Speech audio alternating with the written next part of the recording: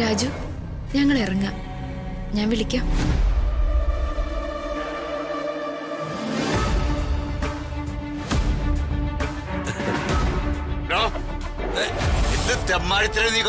അവനിട്ട് രണ്ടെണ്ണം കൊടുക്കു വേണോട്ടാ.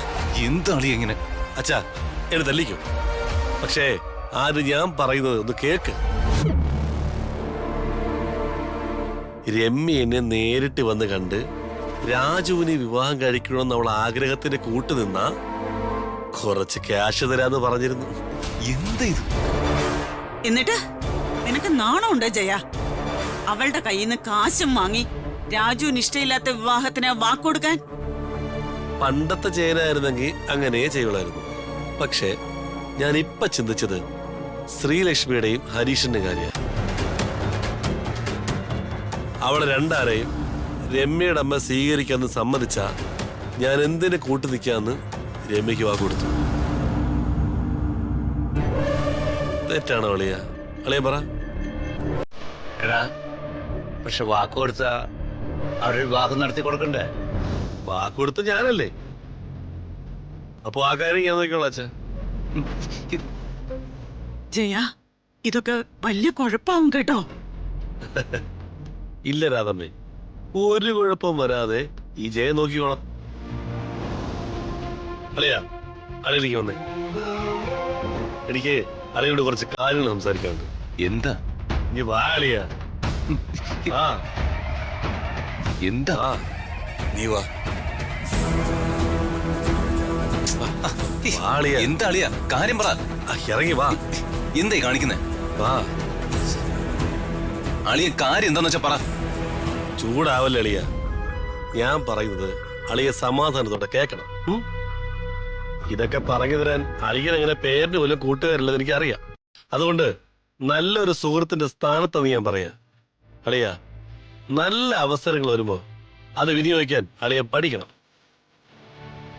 അളിയന് വർമ്മ സാറിനുള്ള ബഹുമാന കാര്യങ്ങളൊക്കെ അവിടെ നിൽക്കട്ടെ. അളിയനെ പ്രണയിച്ച റതിക മേഡത്തിന്റെ മനസ്സ് അളിയൻ കാണാതെ പോകുന്നത് തീരെ ശരിയല്ല. അളിയ, ഈ പ്രണയം എന്ന് പറഞ്ഞ വികാരം അളിയൻ കരുതുന്ന പോലെ കാശും പണവും അന്തസ്സും നോക്കി വരുന്നതല്ല. റതിക മേഡത്തിന്റെ കാര്യത്തിൽ അളിയൻ ഇനി എന്തൊക്കെ വാദങ്ങൾ നിർത്തിയാലും ശരി, ആ ദീപക ചെറ്റയെ കൊണ്ട് മേഡത്തിന് കല്യാണം കഴിപ്പിക്കാൻ അളിയൻ കൂട്ടി നിൽക്കരുത്. ഞങ്ങളുടെയൊക്കെ മനസ്സില് റതിക മേഡം അളിയന്റെ ഭാര്യ. രാധമ്മയും അച്ഛനും പ്രിയൊക്കെ അങ്ങനെ മേഡത്തിനെ കണ്ടുപോയി അളിയ. അതാ അവർക്കൊക്കെ ഈ കാര്യത്തിൽ എത്ര വിഷമം. അളിയ പ്ലീസ്, അളിയനെങ്കിലും എനിക്ക് ഇത്തിരി സ്വസ്ഥത. ഇതൊക്കെ കേട്ട് കേട്ട് എന്റെ തല ചേടിച്ചിരിക്കുക. അച്ഛന്റെ വകയും അമ്മയുടെ വകയൊന്നും പോരാഞ്ഞിട്ടാണോ ഇപ്പൊ അളിയന്റെ വകയായിട്ട് ഈ ഉപദേശം? അളിയൻ ആരെ ഇപ്പൊ ഇങ്ങോട്ട് വിളിച്ചു വരുത്തിയ? ചേച്ചിയോ അത് അമ്മയോ? എന്നെ വിളിച്ചു വരുത്തിയവരൊന്നുമല്ല, രമ്യ. രമ്യ? അളിയനും അവളും തമ്മിലുള്ള വിവാഹം നടക്കാൻ എന്റെ സഹായത്തിന് എനിക്ക് കാശോപറയും വിളിച്ചു വരുത്തിയ അവള്. ഞാനകത്ത് പറയുന്ന കളിയും കേട്ടല്ലേ. അളിയനോടുള്ള ആത്മാർത്ഥതയും ഹൃതിക മേഡത്തിന് അനിയത്തി പോലുള്ള സ്നേഹം കൊണ്ട് പറയുക. അളിയെ ഈ കാണിക്കുന്നൊക്കെ കുറച്ച് കഷ്ടം അളിയ. ആ പാവം അളിയനെ ഒരുപാട് ഇഷ്ടപ്പെടുന്നുണ്ട്. ആ ഇഷ്ടം അളിയൻ അവഗണിച്ച് ഈ ദുഷ്ടക്കൂട്ടങ്ങളുടെ ചതിയപ്പെട്ട് അളിയെ സ്വന്തം ജീവിതവും മേഡത്തിന്റെ ജീവിതവും പടുകുഴിയിലാക്കരുത്. എന്തെങ്കിലും സംഭവിച്ചു കഴിഞ്ഞ ശേഷം പിന്നെ എത്ര ശ്രമിച്ചാലും ഒന്നും പഴയതുപോലെ ആക്കാൻ നമ്മൾ മനുഷ്യർക്ക് കഴിയില്ല അളിയ.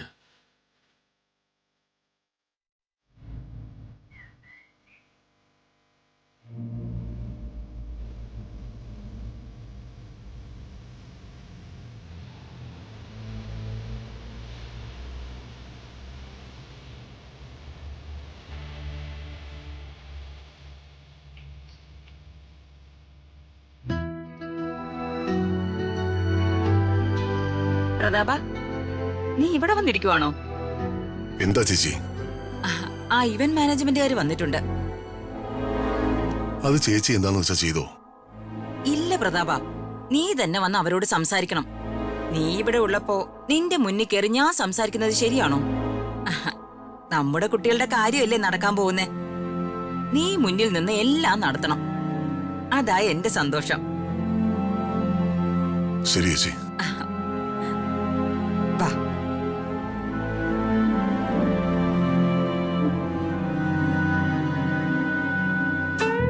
സർ, മണ്ഡപം ഈ രീതിക്ക് ചെയ്താൽ നന്നായിരിക്കും. ആ, ഇത് നല്ലതാ. പക്ഷേ എനിക്ക് കുറച്ച് കളർഫുൾ ആയിരിക്കണം, അതുപോലെ സിമ്പിളും. അങ്ങനെ ഏതെങ്കിലും ഉണ്ടോ? ആ, ഉണ്ടല്ലോ സർ. ദേ, ആ, ഇത് കൊള്ളാലോ. ഋതികേ, ആ, അങ്ങനെ അങ്ങ് പോലെ നിക്ക്. നമ്മുടെ കല്യാണത്തിന് ഒരുക്കങ്ങൾ ചെയ്യാൻ വന്ന ഈവന്റ് മാനേജ്മെന്റുകാരാ. ദേ, അവരെന്നെ മണ്ഡപത്തിന്റെ മോഡലൊക്കെ കാണിക്കായിരുന്നു. നീ ഒന്ന് നോക്കിയേ, എനിക്കൊരെണ്ണം ഇഷ്ടായി. നീ അത് നല്ലതാണോ നോക്കിയേ. ഞാൻ നോക്കുന്നില്ല ദീപക്. ദീപക് എന്നെ നോക്കിയാൽ മതി. അങ്ങനെ വാശി പിടിച്ച എങ്ങനെയാ ഋതികേ? നീയൊന്ന് നോക്ക്, അല്ലെങ്കിൽ അവരെന്ത് വിചാരിക്കും? നിനക്ക് ഈ കല്യാണത്തിന് താല്പര്യമില്ലെന്നല്ലേ? ഞാനില്ല ദീപകെ. ദീപക് എന്താന്ന് വെച്ചാ ചെയ്തോ. ഋതുമോളെ,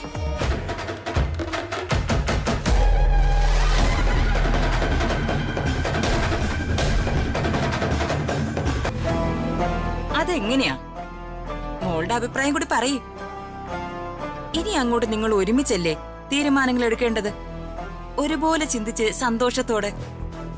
അങ്ങനെയല്ലേ പ്രതാപ? പ്രതാപ, ഇതാ നമ്മുടെ ഇവന്റ് മാനേജ്മെന്റിന്റെ ആള് ഹസീന. നമസ്കാരം സർ.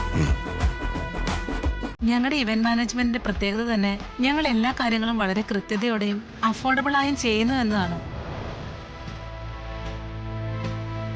ഞങ്ങളുടെ പക്കൽ ഇന്നത്തെ കാലത്തെ ട്രഡീഷണലായ പല മോഡൽസും ഉണ്ട്. അത് ദീപക് സാറിനെ കാണിക്കുമായിരുന്നു. സാറിനെയും കാണിക്കാം. സാറിന്റെ അഭിപ്രായം പറയണം. ദീപകിന്റെ മാത്രം അഭിപ്രായമല്ല ഇവിടെ. അഭിപ്രായം പറയേണ്ടത് ദീപക്കും ഋതികയും ഒന്നിച്ച അല്ലേ പ്രതാപ? ആ അതെ. ഇവരെ മിടുക്കര പ്രതാപ. ഇവരെ എനിക്കറിയാം. നമ്മുടെ കീഴാറ്റൂരിലെ ചെറിയമ്മയുടെ മോളുടെ കല്യാണത്തിനെ ഇവരായിരുന്നു ഈവന്റ് മാനേജ്മെന്റ് ചെയ്തത്, അല്ലേ ഹസീനെ? അതെ മാഡം. പ്രതാപ, നീ ഇതൊന്ന് കാണണമായിരുന്നു. എന്ത് ഗംഭീരായിട്ടാന്നറിയോ ഇവരത് ചെയ്തത്. ദേ, അതിലും ഗംഭീരമായിട്ടായിരിക്കണം ഇവിടുത്തെ കാര്യങ്ങള്. തീർച്ചയായിട്ടും.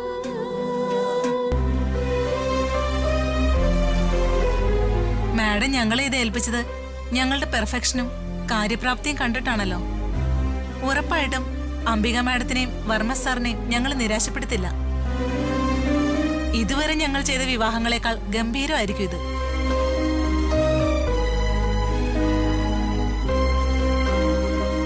നീ എന്താ പ്രതാപ ഒന്നും മിണ്ടാതിരിക്കുന്നേ? നിന്റെ അഭിപ്രായം കൂടി പറയേ. ഹസീന എന്നല്ലേ പേര് പറഞ്ഞത്? അതെ സാർ. ചേച്ചി പറയുന്ന പോലെ എല്ലാം ചെയ്യണം. ക്യാഷിന്റെ കാര്യത്തിൽ ഞങ്ങൾക്ക് ഒരു പ്രശ്നവുമില്ല. ചേച്ചിക്ക് ഇഷ്ടപ്പെടുന്ന രീതിക്കായിരിക്കണം നിങ്ങൾ എല്ലാം ചെയ്യേണ്ടത്. അതിനൊരു കുറവും വരുത്തരുത്. ഞങ്ങൾ ഇത് ഗംഭീരമാക്കും സാർ. ഞങ്ങൾക്ക് ഈ വർക്ക് കിട്ടിയത് തന്നെ അഭിമാനമാണ്. ഞങ്ങൾക്ക് ഈ വർക്ക് തന്നതിൽ ഒരുപാട് സന്തോഷമുണ്ട് സാർ.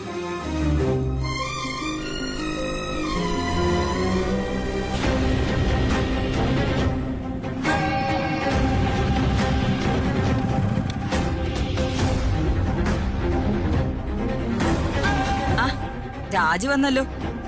ഇനി നമ്മൾ ടെൻഷൻ അടിക്കണ്ട. എല്ലാം രാജു കൃത്യതയോടെ നോക്കും. വർമ്മ സാറേ, ഞാൻ ഇലക്ഷനുമായിട്ട് ബന്ധപ്പെട്ട ചില കാര്യങ്ങള്. ഇത് മര്യാദയാണോ രാജു? ഈ കുടുംബത്തിലൊരു വിവാഹം നടക്കുമ്പോ നീ ഇലക്ഷന്റെ പുറകെ പോവാണോ വേണ്ടത്? അത് ശരിയാവില്ല.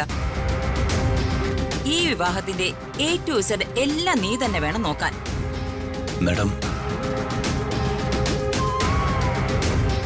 എന്താ രാജു, നിനക്ക് ഈ വിവാഹത്തിന്റെ കാര്യങ്ങൾ ചെയ്യാൻ എന്തെങ്കിലും ബുദ്ധിമുട്ടുണ്ടോ? ബുദ്ധിമുട്ടുണ്ടായിട്ടല്ല മാഡം. പിന്നെ എന്താ രാജു നിന്റെ പ്രശ്നം? നിന്റെ മനസ്സില് വേറെന്തെങ്കിലും ദുരുദ്ദേശം ഉണ്ടോ? സത്യമായിട്ടും എന്റെ മനസ്സിൽ ഒരു ദുരുദ്ദേശവും ഇല്ല മാഡം. ഈ വിവാഹം നല്ല രീതിക്ക് നടക്കണ്ടേ? നടക്കണം മാഡം. ഹാ, നടക്കണമെങ്കിൽ നീ മേൽനോട്ടം നോക്കണം. സാനിയ മോളുടെ വിവാഹം നീയല്ലേ ഭംഗിയായിട്ട് നടത്തിയത്? ഇതും നിന്റെ മേൽനോട്ടത്തിൽ നടക്കണം. മനസ്സിലായോ? മനസ്സിലായി മാഡം. രാജു സർ, ചേച്ചി പറഞ്ഞതുപോലെ നിന്റെ ഒരു മേൽനോട്ടം എല്ലാ കാര്യത്തിലും ഉണ്ടാവുമല്ലോ.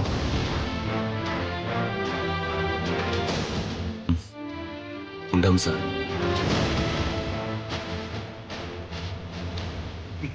ശരി, പ്രതാപ, നീ പോവാണോ? ഇനി എന്താണെന്ന് വെച്ചാൽ നിങ്ങൾ നോക്കിക്കോ, ഞാൻ റൂമിൽ ഉണ്ടാവും. ഋതുമോൾ അവിടെ നിന്നേ, കുറച്ച് കാര്യങ്ങൾ കൂടി ഉണ്ട്. എന്താമായി? നീ നിന്ന് ഹസീനെ കാണിക്കുന്ന ഡിസൈൻ ഏതാണെന്ന് വെച്ചാ സെലക്ട് ചെയ്. വേണ്ട അമ്മായി, അതേതാന്ന് വെച്ചാ ദീപക് സെലക്ട് ചെയ്യട്ടെ. അതെന്തേലും ആവട്ടെ, നീ ഇവിടെ തന്നെ നിക്കണേ. ഹസീനെ, നിനക്ക് രാജുവിനെ അറിയില്ലേ? പിന്നെ എനിക്ക് രാജനെ അറിയാം മാം. ഇവിടെ ഞങ്ങളുടെ വീട്ടിലെ എന്തു പണിയെടുക്കാനും രാജുവിന് ഒരു മടിയുമില്ല. അതും എനിക്കറിയാം.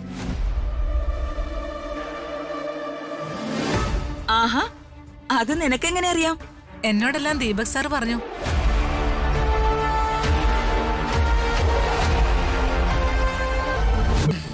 പറഞ്ഞല്ലേ? രാജുവിന്റെ സഹായം ഞങ്ങൾക്ക് ഉണ്ടാവുമല്ലോ. ബുദ്ധിമുട്ടൊന്നും ഉണ്ടാക്കില്ലല്ലോ. ഏയ്, ഞാൻ ആർക്കും ഒരു ബുദ്ധിമുട്ടുണ്ടാക്കില്ല. ഞാൻ എന്താ ചെയ്യേണ്ടത് നിങ്ങൾ പറഞ്ഞാൽ മതി. എന്തും ചെയ്യാന്ന് പറഞ്ഞ, കല്യാണ ദിവസം മുറ്റയടിക്കാൻ പറഞ്ഞ നീ ചെയ്യോ രാജു? പിന്നെ മുറ്റം തൂക്കാൻ പറഞ്ഞ മുറ്റം തൂക്കും, തറ തുടയ്ക്കാൻ പറഞ്ഞ അതും ചെയ്യും. ഇനിയിപ്പോ വെൽക്കം ഡ്രിങ്ക് കൊടുക്കാൻ പറഞ്ഞ അതും അവൻ കൊടുക്കും.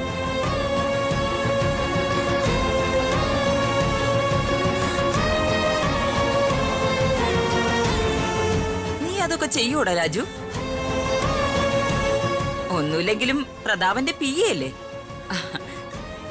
നമ്മള് ഈ ജോലിയൊക്കെ അവന് കൊടുത്താ എങ്ങനെയാ ദീപക്കെ? അമ്മ ഒന്ന് പോയേ. അമ്മ അവനുവേണ്ടി ചാകാൻ വരാൻ തയ്യാറാ. പിന്നെയാണോ ഈ ജോലികള്? ആണോ? എങ്കിലും അതൊന്നും അറിയണമല്ലോ. ഹസീനെ, ദീപക്ക് പറഞ്ഞത് ശരിയാ. ഇവൻ പ്രതാപന് വേണ്ടി എന്തും ചെയ്യും. നിങ്ങളിനി പുറമേന്ന് ജോലിക്കാരെ ഒന്നും വിളിക്കണ്ട. എന്തുണ്ടെങ്കിലും ഇവനെ ഏൽപ്പിച്ചാ മതി. മുറ്റം വൃത്തിയാക്കാനോ തൂത്തു തുടയ്ക്കാനോ നിങ്ങൾക്ക് എന്ത് സഹായത്തിനും എല്ലാത്തിനും രാജു ഉണ്ടാവും. നമുക്ക് കാണാലോ രാജുവിന്റെ ആത്മാർത്ഥത.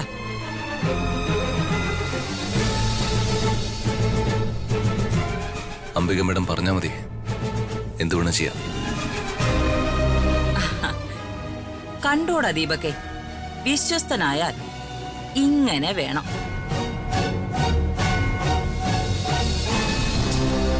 നമ്മുടെ വീട്ടിലൊരു നായ ഉണ്ടായിരുന്നല്ലോ. അതിന് 3 നേരം ആഹാരം കൊടുത്താ അത് കഴിച്ചിട്ട് എവിടെയെങ്കിലും പോയി കിടക്കും.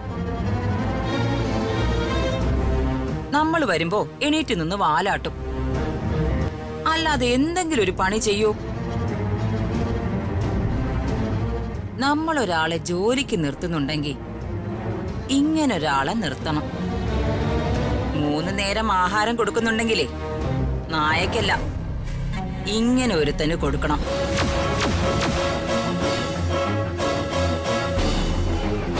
കണ്ട് പഠിക്കടാ മോനെ.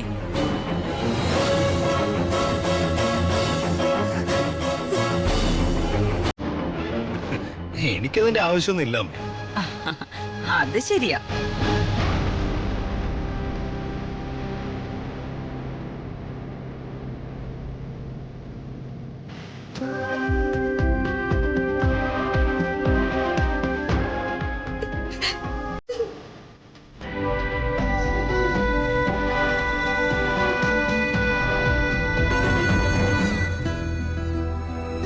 ശരി മാഡം, എന്താന്ന് വെച്ചാൽ പറഞ്ഞാൽ മതി, ഞാൻ പുറത്തുണ്ടാവും. ആഹാ. നീ പുറത്തു പോയി നിന്നോ. ഇനി നിന്റെ സ്ഥാനം ഈ വീടിന് പുറത്തായിരിക്കും.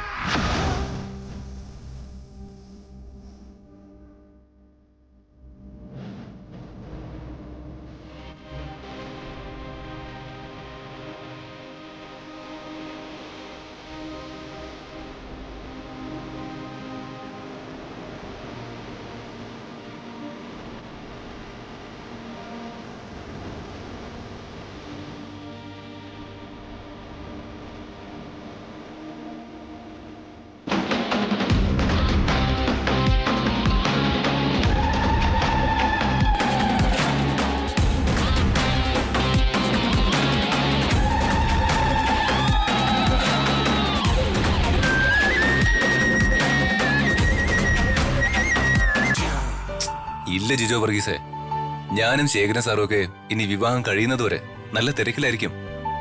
എൽവിൻ രാജൻ ജിജോ വർഗീസും കൂടി ഇലക്ഷന്റെ കാര്യങ്ങളൊക്കെ ധൈര്യമായിട്ട് നോക്കി നടത്തിക്കോ. 1-2 ദിവസത്തെ കാര്യമല്ലേ ഉള്ളൂ.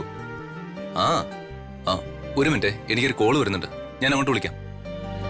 ഹലോ, ഇവന്റ്സ് ആണോ? ഓ സോറി കേട്ടോ, വിവാഹത്തിന്റെ ഏർപ്പാടുകളെല്ലാം ഓൾറെഡി വേറൊരു ഇവന്റ് മാനേജ്മെന്റിനെ ഏൽപ്പിച്ചിരിക്കുക. സോറി കേട്ടോ. ശരി. ആ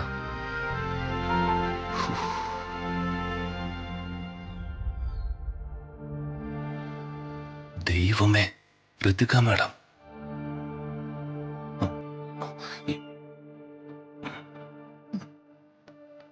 ഇങ്ങോട്ടാ ഓടി രക്ഷപ്പെടേണ്ടതെന്ന് ആലോചിക്കായിരിക്കും അല്ലേ അല്ല മാഡം. രാജു, നാളെ എന്റെ വിവാഹമാണ്. അതെ മാഡം, ഞാൻ വിവാഹ കാര്യങ്ങളുടെ തിരക്കിൽ തന്നെയാ. സത്യം പറയാലോ, നിന്ന് തിരിയാൻ സമയമില്ല. എല്ലാ കാര്യത്തിലും എന്റെ ഒരു ശ്രദ്ധ വേണമെന്ന് എല്ലാരും ഇങ്ങനെ വാശി പിടിച്ചാലേ ഞാൻ ഒറ്റയ്ക്ക് ഇതൊക്കെ എങ്ങനെ ചെയ്തു തീർക്കാനാ മാഡം? ഇപ്പൊ തന്നെ ആകെ ടയർഡാ. അതെയോ? ആ അതെ. രാജു, നീ എന്താ ഇങ്ങനെ? നിന്റെ മനസ്സിൽ യാതൊരു വിഷമവും ഇല്ലേ? അമ്മായി നിന്നെ ഇൻസൾട്ട് ചെയ്ത് എല്ലാവരുടെയും മുന്നിൽ വെച്ച് ഒരു മാനസിക പരിഗണന പോലും തരാതെ നിന്നോട് സംസാരിച്ചിട്ടും യാതൊരു കൂസലുമില്ലാതെ നീ അങ്ങനെ ഇവിടെ വന്ന് നിന്നു. നിനക്കിതിനെങ്ങനെ കഴിയുന്നു രാജു? ഒരാൾക്ക് ആരൊക്കെ എന്തൊക്കെ പറഞ്ഞാലും അതൊന്നും മനസ്സിലാവില്ലെന്ന് വെച്ചാ. ഞാൻ സങ്കടത്തോടെ സംസാരിച്ച അത് നിനക്ക് മനസ്സിലാവില്ല. എന്റെ പ്രണയം അതും നിനക്ക് മനസ്സിലാവില്ല. ദീപക് മനഃപൂർവ്വം നിന്നെ കുഴപ്പത്തിലാക്കിയ അത് നീ കാര്യാക്കില്ല.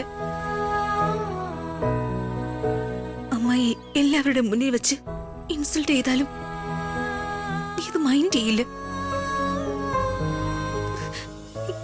എന്താ രാജു ഇങ്ങനെ? നീ എന്താ ഇങ്ങനെ ആയിപ്പോയെ? ഞാൻ ഇങ്ങനെയാ മാഡം.